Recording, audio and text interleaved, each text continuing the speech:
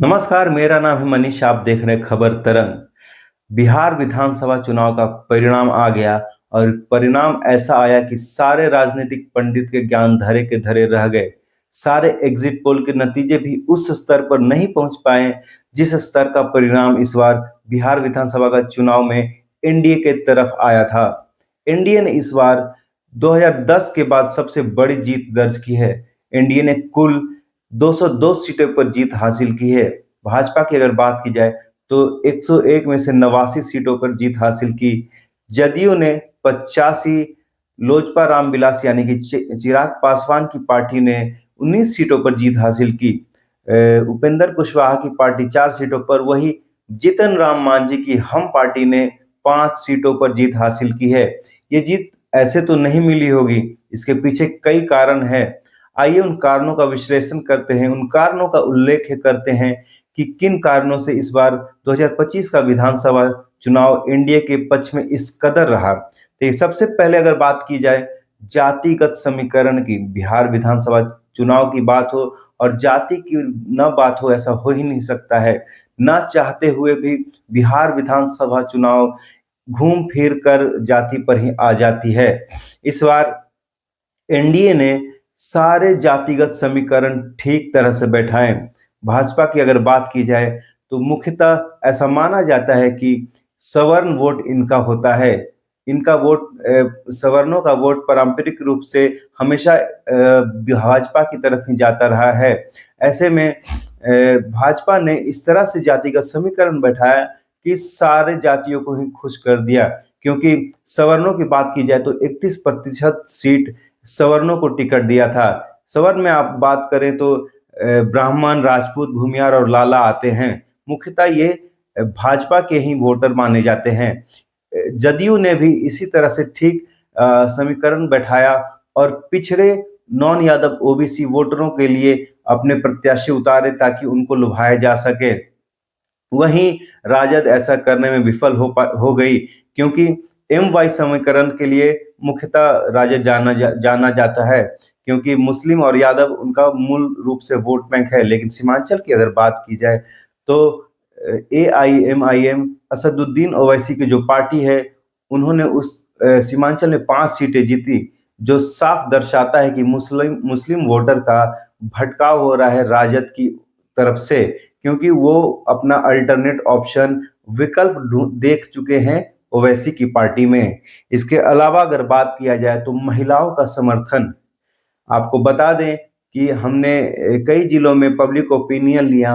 उनमें से अगर मैं बात करूं तो मुख्यतः जो महिलाएं थी वो नीतीश कुमार को ही वोट देना चाहती थी। ऐसा क्यों? क्योंकि अगर 35-40 साल की जो महिलाएं हैं, वो लालू यादव का जो शासनकाल देख चुकी है, जिनके शासनकाल को जंगल राज का नाम दिया जाता था, इनसे अगर सबसे ज्यादा कोई प्रभावित थी, जो पीड़ित थी, वो महिलाएं थी। उन्होंने नीतीश कुमार का भी शासन देखा है। कंपैरेटिवली अगर तुलना की जाए तो महिलाएं कहती हैं कि नीतीश कुमार के शासन में सुरक्षा व्यवस्था बढ़ गई है। वो लोग अब कभी भी आ जा सकती हैं, कहीं भी आ जा सकती हैं, कितने बजे रात को भी उनको कोई समस्या नहीं होती है, जो कि लालू यादव के शासनकाल में ऐसा नहीं था, ऐसा उनका कहना है। अगर इसके आगे आगे बात किया जाए तो तीसरे नंबर पे आता है जंगल राज की यादें। एनडीए ने इस बार जंगल राज के, जो जंगल राज कहा जाता है लालू यादव के शासन का, उसका बार बार नाम लिया। आपको बता दें कि तेजस्वी यादव अपने प्रचार में, अपने पोस्टरों में लालू यादव के फोटो को भी निकाल दिए थे, ताकि ऐसा कोई मतलब लिंक नहीं जुड़ सके कि तेजस्वी यादव लालू यादव का लिंक जुड़ता है। लेकिन एनडीए ने बार बार जंगल राज में जो हुआ था, मतलब कि जो लालू यादव के शासनकाल में हुआ, उन उदाहरणों को अपने सभाओं में, अपने भाषणों में उनको दोहराया गया, ताकि उन लोगों को याद रहे कि उनके साथ उस समय में क्या होता था। जो डर था वो बना रहे, उनका वोट का भटकाव ना हो, ये सोचकर कि अब कुछ अलग हो रहा है, पहले वाली बात नहीं है। एनडीए के नेता हमेशा से ही जंगल राज का उल्लेख करते रहे, ताकि वोटरों के दिमाग में वो बातें अभी भी बनी रहें। अगर चौथा मुद्दा बात किया जाए तो महागठबंधन में जो फूट हुई थी वो भी एक बहुत बड़ा कारण रहा कि महागठबंधन की हार हुई और एनडीए की इस तरह से इस कदर भारी बहुमत से जीत हुई। आपको बता दें कि महागठबंधन ने जिसमें राजद, कांग्रेस, वीआईपी, माले, सीपीआई ये सब पार्टियां शामिल हैं, उनमें से 11 ऐसे विधानसभा क्षेत्र थे, ऐसे सीटें थी जिन पर आपस में ही इनके कैंडिडेट, इनके प्रत्याशी लड़ रहे थे एक दूसरे के खिलाफ। जैसे आपको बताते हैं, उदाहरण देते हैं, नरकटियागंज की बात की जाए, नरकटियागंज हो गया, सुल्तानगंज हो गया, बिहार शरीफ हो गया, इसमें आपस में ही इनके प्रत्याशी लड़ रहे थे। तो अब आप सोचिए कि राजद का कोई कैंडिडेट है, उसी सीट पर अगर कांग्रेस का कैंडिडेट, कांग्रेस का प्रत्याशी खड़ा है, तो क्या कांग्रेस के वोटर जो है वो राजद को वोट देंगे या फिर जो राष्ट्रीय जनता दल के कार्यकर्ता है वो कांग्रेस को वोट देंगे? इसमें फायदा किसका हुआ? फायदा हुआ एनडीए को। एनडीए ने इन सीटों पर कब्जा जमा लिया क्योंकि आपस में ये लोग लड़ रहे थे। कांग्रेस का अगर अगले मुद्दे की बात की जाए कि क्या रहा इस जीत का बड़ी कारण, तो कांग्रेस का नेतृत्व ही खोखला था। आपको बता दें कि जो कांग्रेस के सबसे बड़े चेहरे हैं वो इस बार चुनाव में उस तरह से नहीं नजर आए जिस तरह से अगर बात की जाए तो तेजस्वी यादव नजर आए। तेजस्वी यादव ने लगातार कई जनसभाएं की, भले उनकी जनसभा 10 मिनट का रहे, 15 मिनट का रहे, आते थे, भाषण देते थे, लोगों को साधने में कामयाब होते थे, भीड़ जुटती थी। पर अगर कांग्रेस की अगर बात की जाए तो ऐसा नहीं था। राहुल गांधी बीच में ही विदेश चले गए थे, तो ऐसे में उनका प्रचार कमजोर पड़ता गया और धीरे धीरे उनके वोटरों में उत्साह की भी कमी जाहिर सी बात है कि देखी जाने लगी। इसके अगर एक और बात किया जाए तो जो राजद के जो समर्थक थे उनका उद्दंडपन जो होता था वो भी मुझे लगता है कि नुकसान पहुंचाने में कामयाब हुई, क्योंकि इस तरह से गीत हो गया, इस तरह के वाक्य बोले जाते थे, चाहे स्टेज शो के माध्यम से, रैली में जो जिस तरह से उनका वीडियो वायरल होता था, कहीं ना कहीं वो महागठबंधन खास तौर पर राजद के प्रति नकारात्मक छवि पेश करते थे लोगों के मन में कि ये क्या कर रहे हैं, क्या ऐसे ही ये लोग राजद वाले या फिर महागठबंधन वाले लोग करेंगे अगर यदि वो सरकार में आ जाते हैं? तो ये भी एक मुद्दा जरूर था जो लोग सोशल मीडिया चलाते थे। और बात किया जाए तो बीजेपी का भारी भरकम प्रचार, आपको बता दें कि चाहे मुख्यमंत्री योगी आदित्यनाथ हो, असम के मुख्यमंत्री हो हेमंता बिश्व शर्मा, मोहन यादव हो, केंद्रीय मंत्री हो, आपको बता दें कि गृह मंत्री भी बिहार में ही डेरा डाले हुए थे ताकि चुनावी रणनीति की पकड़ को बनाए रख सकें। ऐसे में इतना बड़ा इनका जो दल है, महाराष्ट्र के मुख्यमंत्री देवेंद्र फडणवीस हो, सारे लोग बिहार में थे, प्रचार कर रहे थे, रक्षा मंत्री राजनाथ भी शामिल थे उसमें उनमें। वो लोग भी अगर इतना बड़ा अगर तंत्र किसी एक राज्य में रहेगा तो जाहिर सी बात है कि विजय उनके पक्ष में जा सकती है, क्योंकि एक और तेजस्वी यादव थे, बाकी एक तरफ इतने बड़े बड़े चेहरे बीजेपी के जो बिहार में बने हुए थे। पवन सिंह भी थे, वो भी स्टार प्रचारक की श्रेणी में थे। जगह जगह कई रैलियां की, मुझे लगता है 40 से भी ज्यादा रैलियां की हैं, और वो उनके चुनावी जनसभा में भीड़ देखने को मिलती थी, लाखों की संख्या में भीड़ इकट्ठा होती थी उनके भाषण को सुनने के लिए, उनके गाने को सुनने के लिए। इसके बाद अगर बात की जाए तो सीट बंटवारे की जो नाराजगी थी वो चुनाव घोषणा के बाद भी जारी रही। आपको बता दें कि महागठबंधन में अगर जिस दिन चुनाव नॉमिनेशन का जो अंतिम दिन था उसके 1-2 दिन पहले तक भी ठीक तौर पे सीटों का बंटवारा नहीं हो पाया था।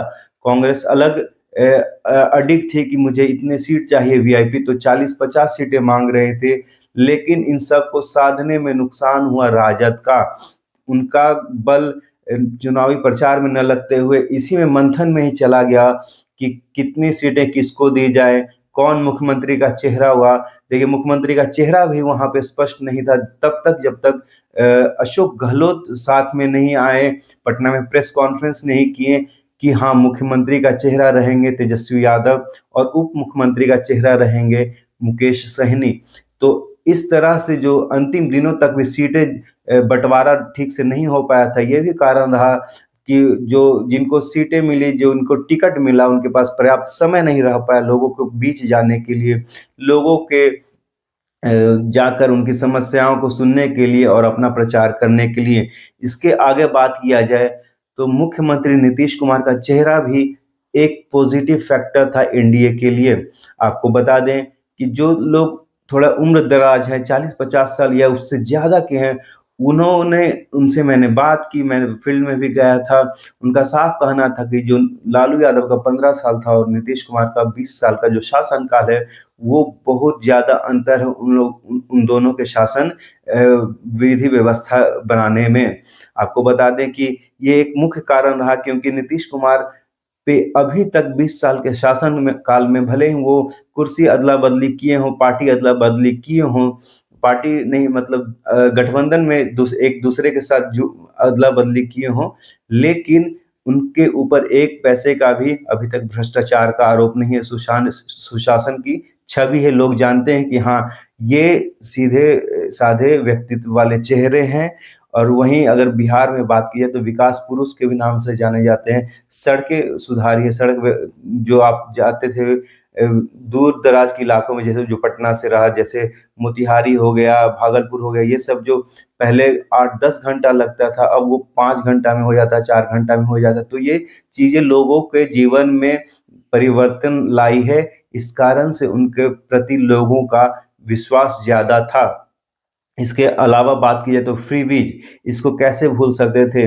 बिहार विधानसभा चुनाव के ठीक पहले ही महिलाओं के खाते में जो 10,000 दिया गया, ये संजीवनी का काम किया एनडीए के लिए।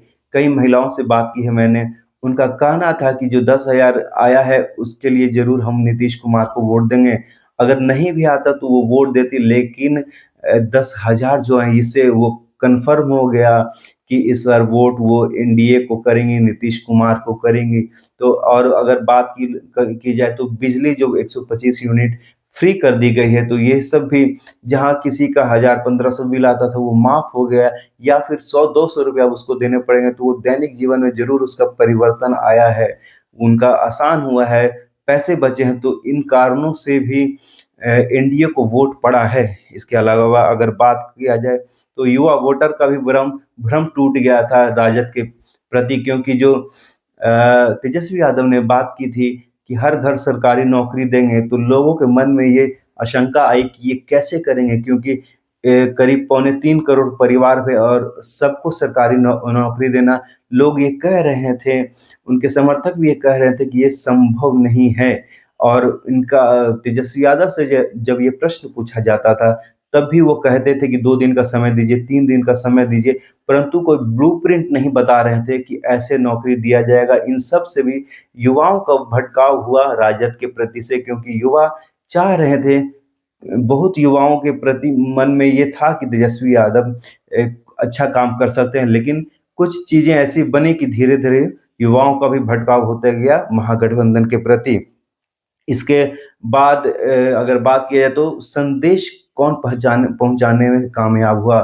अगर एनडीए की बात की जाए तो वो जंगल राज का हमेशा से नाम देते थे। हमेशा हर सभाओं में जंगल राज का उल्लेख करते थे। ये मन में डर बन गया। प्रधानमंत्री नरेंद्र मोदी जी याद कीजिए कैसे-कैसे गाने की पंक्तियों का उल्लेख किए थे। मारब सिक्सर के 6 गोली छाती में, इस तरह से कट्टा उठा के ले जाए, जो भी मतलब गाना था, इस तरह का गाना अगर प्रधानमंत्री सभाओं से देते हैं तो ये महिलाओं, युवाओं, बुजुर्गों के मन घर कर जाता है कि अगर ऐसा कोई गीत गा सकता है तो क्या पता ये सरकार में आ जाए तो ऐसा हो भी सकता है। ये सब चीज़ें थी। और इसके अलावा जो 10,000 दिए, उनका संदेश पहुँचा कि हाँ भाई, ये सरकार ऐसा है जो 10,000 रुपया दिया है। वहीं अगर महागठबंधन की बात की जाए तो वो सारे कागज़ों पे थे, चूँकि वो सरकार में नहीं थे, वो बता रहे थे कि 30,000 रुपया देंगे, इतना देंगे, उतना देंगे, माई-बहन योजना, जो भी था। लेकिन सरकार जो थी एनडीए की, वो साफ तौर पे लोगों को राहत पहुँचाई। वो जो राहत पहुँचा लोगों को, वो वोट में भी दिखा, जो जो एनडीए के प्रति लोगों ने अपना वोट मतदान किया। ये सब मुझे लगता है कि बिहार विधानसभा चुनाव में जो जीत हुई है भाजपा की, एनडीए की, ये प्रमुख कारण मेरे हिसाब से है 10-12 मैंने कुछ पॉइंट्स बताएं आपको, जो मुख्यतः मुझे लगता है कि इंडिया की जीत का कारण बने हैं। इसके अलावा आपको यदि और भी कुछ पॉइंट लगते हैं तो आप बताइए इस वीडियो में कि क्या-क्या पॉइंट और रह गए हैं जो मेरे से छूट गए हैं, जो आपको लगता है वो बिहार विधानसभा चुनाव में जो एनडीए की बम्पर जीत हुई है वो कारण बनी है। धन्यवाद।